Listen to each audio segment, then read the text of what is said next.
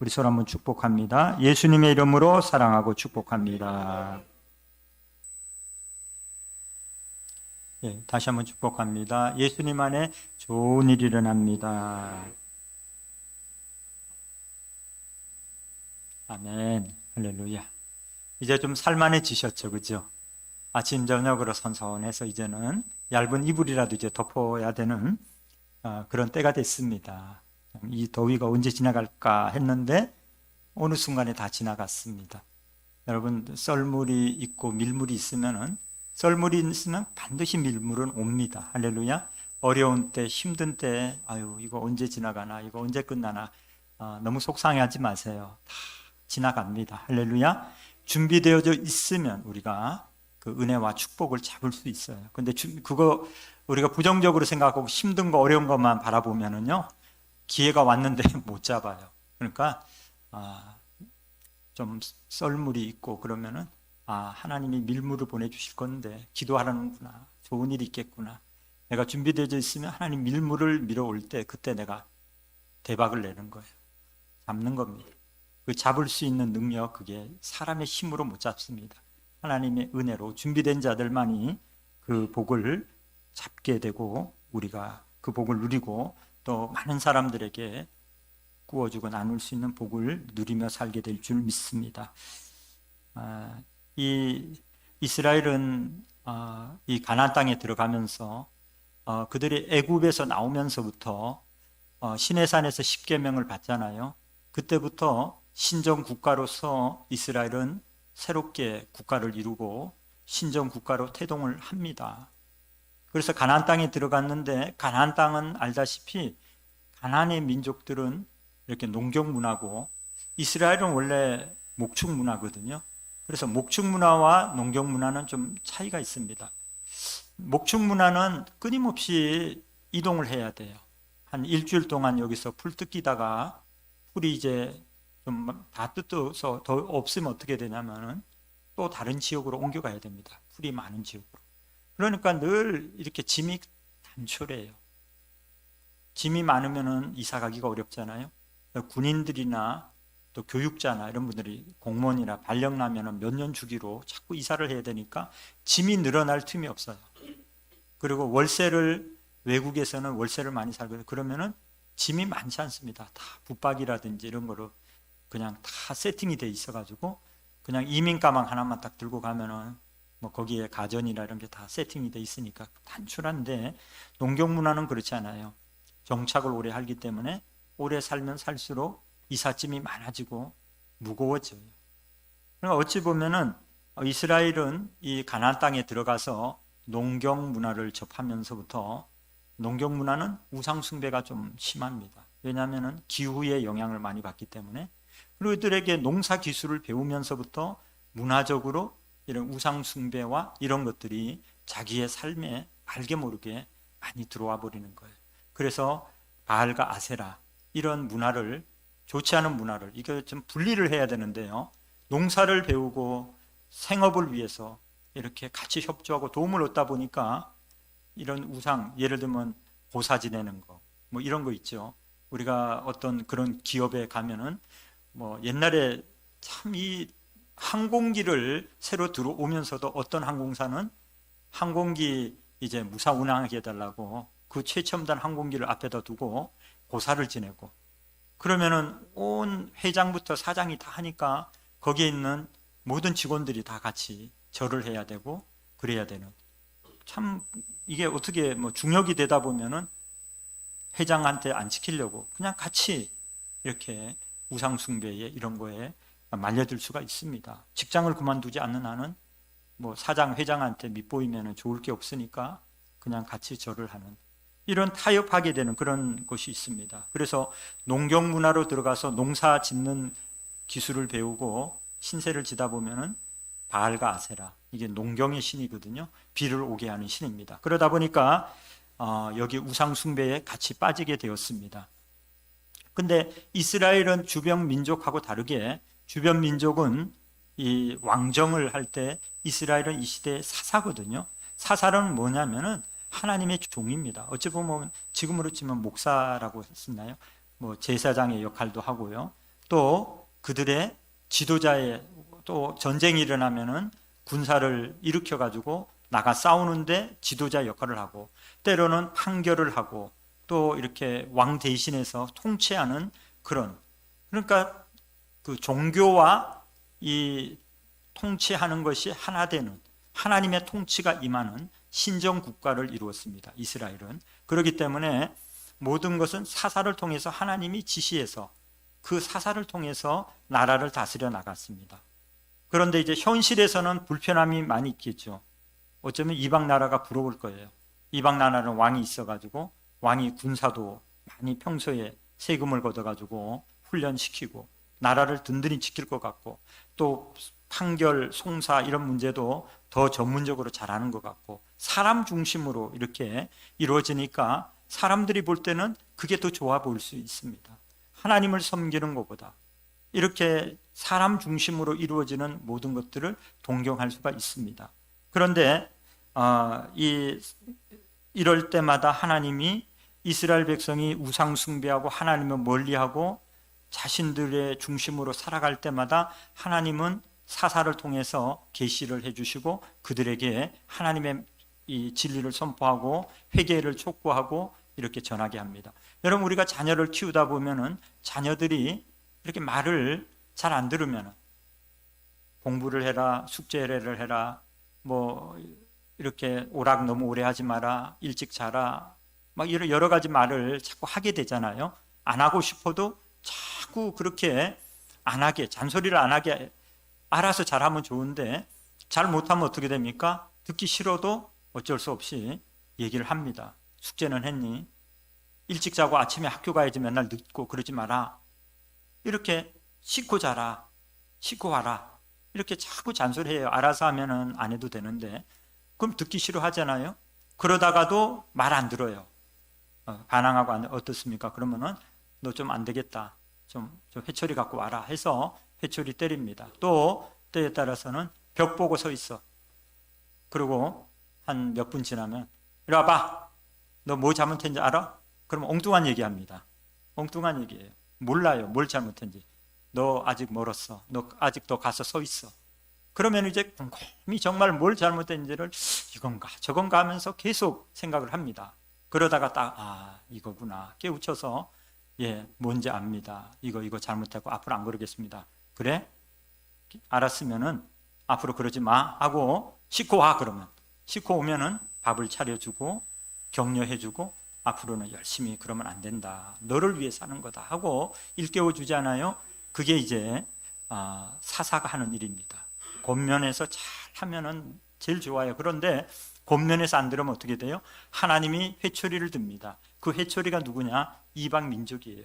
그러니까 미디안이나 이방의 그 민족들은요 군사력도 강하고 철기 문명이고 훨씬 강하거든요. 그들이 침략해 옵니다. 침노해 와요. 그러면은 그들은 재산도 뺏기고 또 가족도 희생을 당하고 포로로 잡혀가면 노예가 되고요.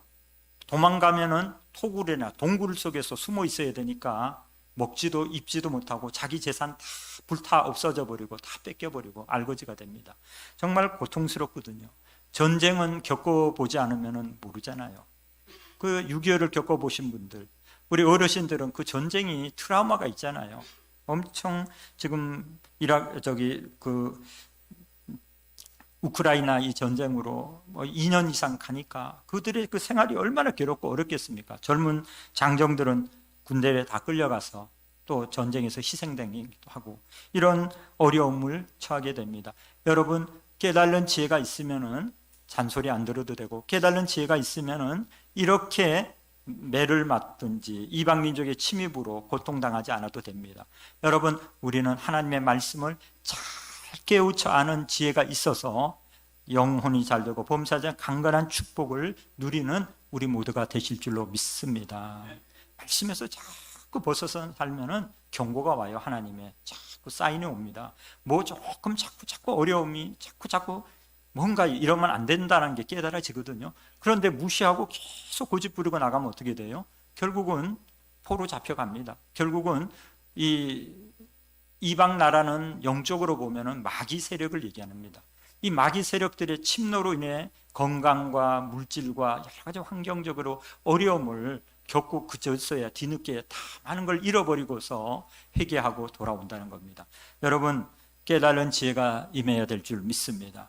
여러분, 장남들은 조금 깨달는 게 조금 부족합니다. 왜요? 보는 게, 배우는 게 없어요, 먼저. 근데 둘째나 막내들은 상당히 얕습니다. 왜 그런지 아세요?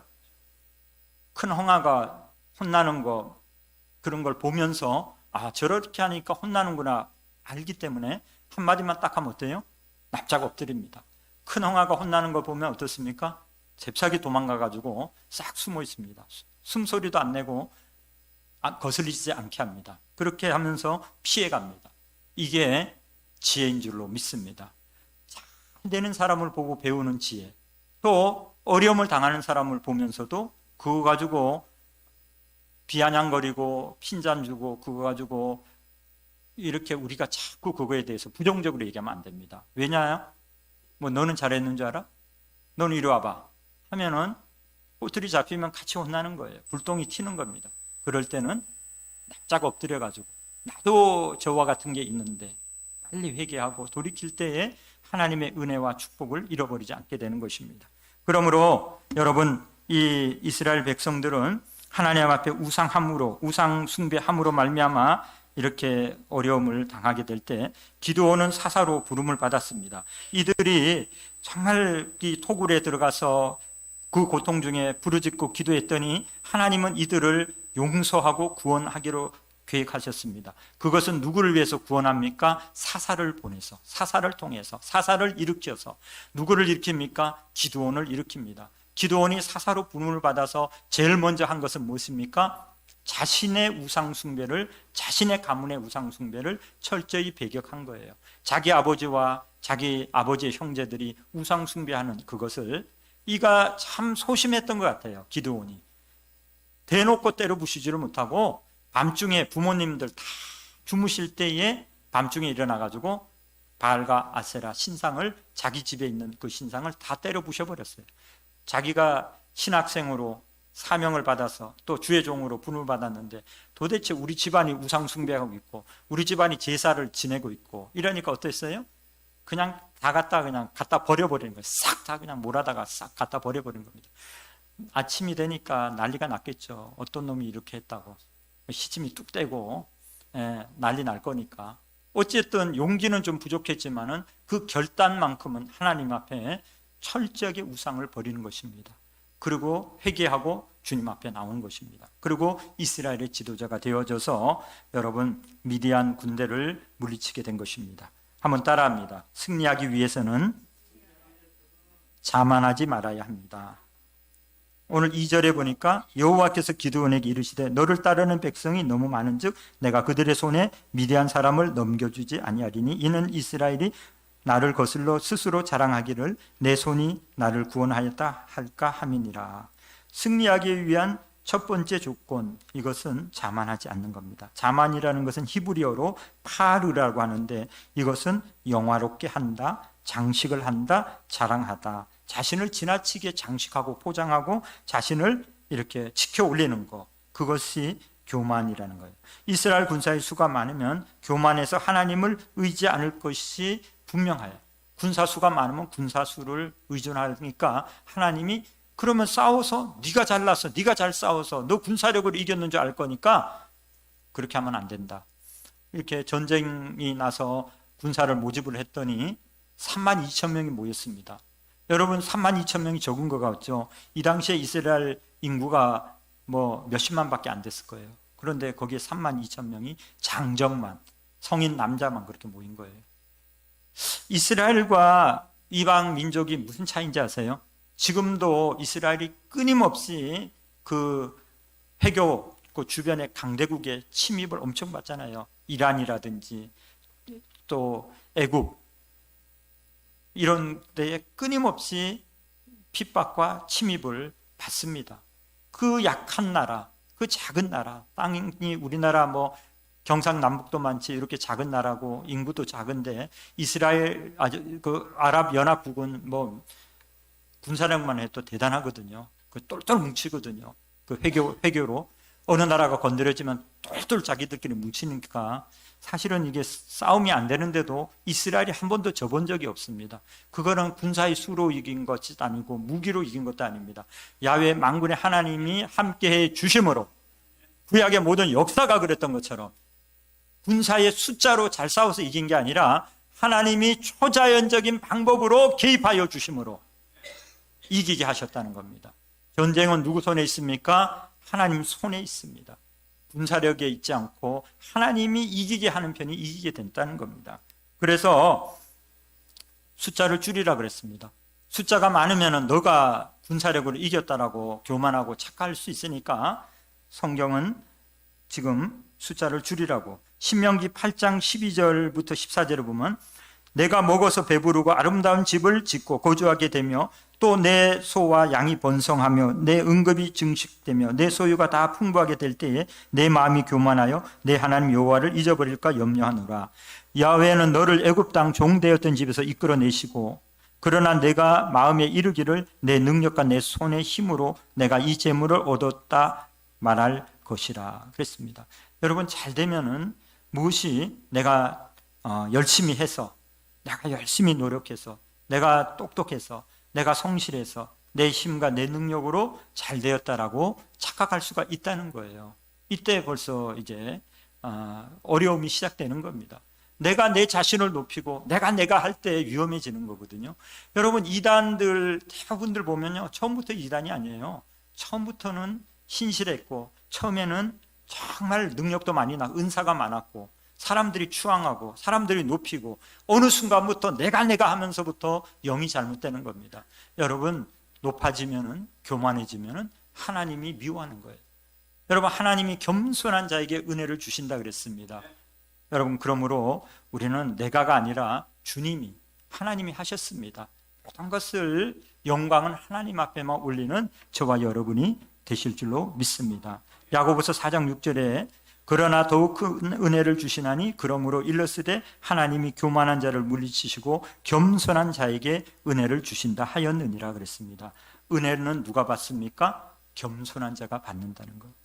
사랑도 누구에게 주십니까? 겸손한 자에게 하나님이 사랑을 베풀어 주시고, 기도의 응답을 누구에게 응답을 주십니까? 겸손한 자에게 응답을 주시고, 은혜 받지 못했다고 하는 사람, 축복받지 못했다고 하는 사람, 하나님께서 자기를 도와주지 않는다고 하는 사람들 보면 그 마음속에 자신이 주인이 되고 자기가 교만해져 있는 부분들이 있을 수가 있다는 겁니다. 여러분, 자기를 내세우고 하나님 앞에 영광을 돌리지 않는 사람, 그것 때문에 하나님은 그런 사람들에게 은총을 베풀어 주지를 않는다는 겁니다. 여러분, 러시아의 소설가 톨스토이는 겸손한 사람보다 힘이 강한 사람은 없다고 고백했습니다. 5세기의 초기 기독교 교부인 아우구스티누스는 겸손한 마음은 은혜를 받는 그릇이라고 그랬습니다. 여러분, 마음이 겸손한 사람은 그 인생도 하나님의 복이 들어오고 그 복을 이렇게 소유할 수가 있습니다. 여러분, 우리 자신을 의존하지 말고 하나님을 높이고 하나님을 의존하고 나가는, 하나님의 도우심을 받는, 하나님의 기적을 체험하는, 하나님의 은혜를 받는 저와 여러분이 되실 줄로 믿습니다. 초기 미국의 펜실바니아 주립대학이 있습니다. 그런데 이 학교에 아주 전설적인 얘기가 회자되어 내려오고 있습니다. 이 학교는요, 기숙사를 입사할 때 제일 먼저 와서 신청하는 사람이 방을 선택할 수 있는 우선권이 있었습니다. 제일 먼저 이제 오늘부터 신청하면은 제일 1순위로 먼저 줄을 딱 쓰면은 그 사람이 방을 쭉 둘러보고 마음에 드는 방을 자기가 선택하면 그 방이 배정이 되는 거예요. 그런데 어느 해에 한 학생이 왔는데 방을 선택하라 그랬더니 아무도 선택하지 않고 아무도 원하지 않는 가장 환경이 안 좋은 방이 있으면 그 방을 저한테 주십시오 그랬습니다. 깜짝 놀랐습니다. 직원이. 이런 학생은 본 적이 없거든요.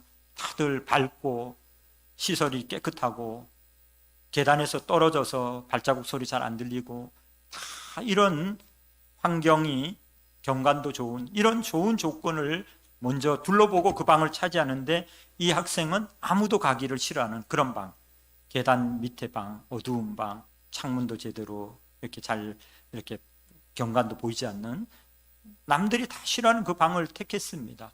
그 얘기가 총장에게까지 보고가 되었습니다.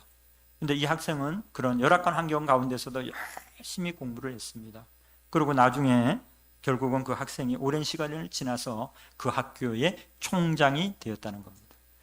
여러분, 우리가 섬김의 자리, 남들이 피하는 자리, 남들이 별로 인기 없는 자리, 남들이 다 좋은 자리, 다 좋은 위치, 좋은 거 차지할 때 아무도 안 하려고 하는 그 소외된 그 자리를 지켜나가는 그 사람, 하나님이 복 주시는 사람인 줄로 믿습니다. 사람들은 참 지름길 좋아하고요, 야근, 꾀를 좋아하고, 수고하는 데는, 힘든 데는, 어려운 데는 다 빼달라 그래요. 나 그거 좀 빼줘 다 합니다. 그러나 조금 좀 좋아 보이는 그 때는 나 좀 거기 좀 세워줘, 나 좀 거기 좀 넣어줘, 왜 나는 거기 안 해주는 거야, 이렇게 합니다. 여러분, 사람은 다 그런 성향이 있습니다. 심지어 주의 종들도 그렇습니다. 제가 지방회장 할 때도 그런 사람들 많이 봅니다. 뭐 보면은 뭐 받고 뭐 혜택 받는 거는 자기 빠지면은 따지고 들고 그러는데, 뭐 헌신하는 데는 그냥 안 나와요. 그럴 때는 잘 안 나와요. 뭐 선물이라도 하나 더 주고 뭐 해주고 혜택 되는 데는 자기가 뭐 공평하지 않다고 막 이렇게, 그리고 편법을 쓰고 지름길을 좋아하고 이런 사람들이 있습니다. 순간은 정말 앞서가고 순간은 이익이 되는 것 같지만은 결과는 뭡니까? 그런 사람들이 끝까지 가는 경우를 제가 본 적이 없습니다. 여러분, 최후 승리해야 될 줄로 믿습니다. 마라톤과 같습니다. 신앙은 처음에 잘 뛴다고 해서 완주한다는 게 아니에요. 처음에 막 깜짝깜짝 하면서 막 앞에서 막 이러고 폼 잡는 사람은요, 마지막에 도착할 때 보면 없어요. 완주를 못해요. 그저 준히 그냥 중간에서 좀 앞서가는 정도로 성실하게 열심히 최선을 다하는 사람, 마지막에 도착점 저 앞에 있으면 그때 힘을 다해서 열심히 달려서 최후 승리하게 될 줄 믿습니다. 여러분, 성실하게 최선을 다해서 하나님 앞에 마음이 높아지지 말고 초심을 끝까지 유지하고 나가는 저와 여러분이 될 줄로 믿습니다. 잘 되는 식당들이 나중에 보면 어려워지는 경우가 있습니다. 왜 그러냐? 딱 가봐도 맛이 달라져 있어요. 맛이 옛날 같지 않고 맛이 달라져. 왜 그렇습니까? 손님이 너무 많이 와서 순서 막 번호표 뽑아야 되니까 재료도 안 좋은 거 쓰고 싸구려 쓰고 불친절하고 맛도 모든 게 이렇게 다니까 사람들이 점점점 안 오게 되잖아요. 달라진 겁니다. 처음에 그 초심을 끝까지 유지하고 나가면 더 잘 되는 역사가 임할 줄로 믿습니다. 우리가 성령으로 시작한 일을 끝까지 성령으로 더 아름답게 열매 결실이 임해야 될 줄로 믿습니다. 여러분, 날마다 더욱 새롭고 날마다 더 잘 되는 역사가 임하기를 예수 이름으로 축원합니다. 그 다음에 한번 따라합니다. 승리하기 위해서는 두려워하지 말고 담대해야 합니다. 3절에 이제 너는 백성의 귀에 외쳐 이르기를 누구든지 두려워 떠는 자는 길라산을 떠나 돌아가라 하라 하시니 이에 돌아간 백성이 22,000명이요 남은 자가 10,000명이었더라. 승리하기 위해서는 두려워하지 말고 담대해야 됩니다. 요즘은 전쟁이 나면은 많은 사람들이 전쟁에 이렇게 입대를 하거나 이러지는 않습니다. 그러기를 두려워합니다. 그런데 여러분, 전쟁이 나면은 이스라엘의 공항이 상당히 복잡해지고 아랍 나라들도 이 공항이 미어 터집니다. 근데 상반된 이유 때문에 공항이 미어 터져요. 전쟁이 딱 났다 그러면은 아랍 사람들은요, 자기 부자들, 권력 있는 이런 사람들은 자기 아들들을 피신시키기 위해서 비행기표 사가지고 해외로 떠밀어내는 거예요. 빨리 도망가라, 징집당하지 않도록. 밖으로 내보내기 위해서 나가는 사람들이 공항을 미어 터지는데, 반대로 이스라엘은 외국에서 하버드에서 예일에서 박사과정 막 이렇게 인재들 훌륭하게 공부하는, 또 IBM이나 이런 유수한 회사에 일을 하는 잘 나가는 청년들이 나라를 지키기 위해서 전부 다 고국을 자원 입대하기 위해서 돌아오는 그 행렬들이 전부 다 그 공항을 메워서 이제 이스라엘 텔아비브 공항에 들어오는 그 자녀들을 맞이하기 위한 그 사람들이 부모들로 거기에 넘친다는 겁니다. 여러분, 다르지요? 어디가 이기겠습니까? 정말 하나님을 향해서 나라를 향해서, 이웃을 향해서 이 혼신된 마음과 이 태도를 가진 이 사람들과 하나님이 함께하여 주시는 줄로 믿습니다. 여러분, 두려워 떠는 자는 돌아가라 그랬습니다. 32,000명 중에 돌아가라 그랬더니 여러분 딱 10,000명 남고 돌아가 버렸습니다. 그런데 그 10,000명도 하나님이 더 줄이라고 하십니다. 잠언서 29장 25절에 보면 사람을 두려워하면 올무에 걸리게 되거니와 여호와를 의지하는 자는 안전하리라 그랬습니다. 여러분, 사람을 두려워하지 말고 하나님을 두려워하고 하나님을 사랑하고 하나님을 경외하시기를 예수 이름으로 축원드립니다. 두려움의 원인은 죄로 인해서 그렇습니다.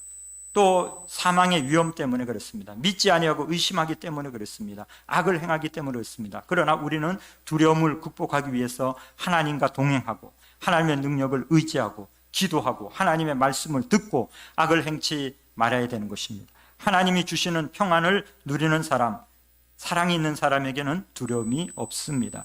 독일의 시인 프리드리 실러는 하나님은 용감한 자를 돕는다고 말했습니다. 끝까지 남아서 승리하는 사람은 용감한 사람입니다. 여러분, 용감한 사람, 담대한 사람 되기를 예수 이름으로 축원합니다. 담대하시기 바랍니다. 하나님과 사이에서 꺼리낌이 없는, 정말 하나님 앞에 정말 은혜를 입고 믿음을 가지고 성령 충만하면은 어떤 상황에서도 담대하게 될 줄 믿습니다.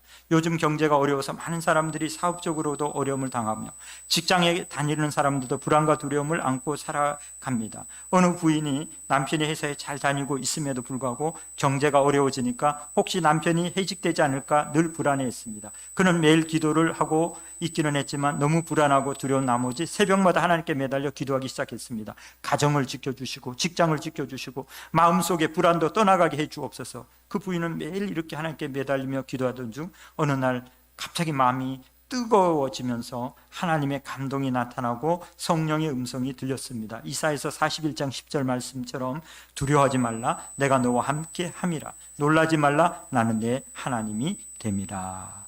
이 말씀을 받으니까 걱정과 근심이 싹 사라지고 용기가 생겼고 담대함이 생겼고 마음이 평안하고 기뻤습니다.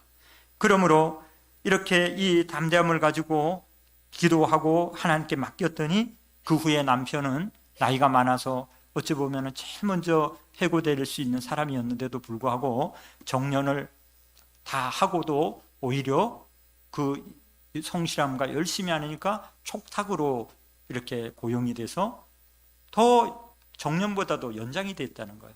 여러분, 어려움 가운데 환경을 보면 불안한 가운데 있지만은 하나님 앞에 부르짖어 기도해서 하나님의 응답을 받으면은 합력하여 소원을 이루는 축복을 얻게 되는 줄로 믿습니다. 마지막으로 따라합니다. 승리하기 위해서는 시험과 연단을 통과해야 합니다. 오늘 4절부터 8절에 보면은 이 하나님께서는 하나님 앞에 승리하기 위해서는 시험과 연단을 통과하는 것인데 하나님께서는 모든 사람에게 축복을 주시는 것이 아니라 반드시 연단 과정을 거친 사람에게 축복을 주신다는 겁니다. 기드온은 1만 명의 군사를 시험하기 위해 물가로 데리고 갔습니다. 그리고 물가에서 무릎을 꿇고 정신없이 물을 마신 사람은 다 돌려보냈습니다. 그냥 물을 보니까 목마른데 막 벌컥벌컥 막 머리를 퍽 땅에다가 물에다가 팍 숙이고서 막 그냥 마시거나 아니면은 무릎을 꿇고 이렇게 마시는 사람, 그 사람은 전쟁에 합당하지 않은 사람으로 분류를 해버린 거예요. 오로지 어떤 사람이요?